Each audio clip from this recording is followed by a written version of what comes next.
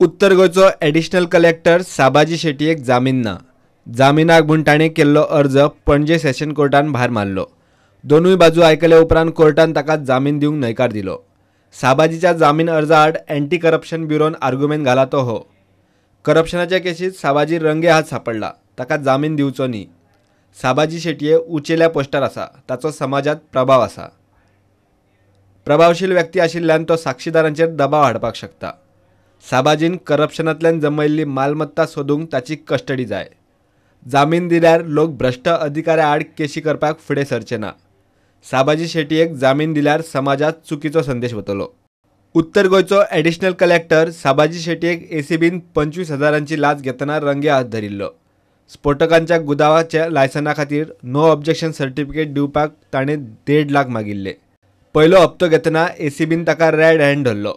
काळजात दुखता म्हूण तो उपरांत जीएमसीत एडमीट जाल्लो. ब्रेस्तारा ताका डिस्चार्ज मेळ्ळा. साबाजी सद्याक एसीबीच्या कस्टडीत आसा. प्रुडंटा खातीर सिनियर रिपोर्टर महेश गाडी आनी व्हिडिओ जर्नलिस्ट तुकाराम मराठे.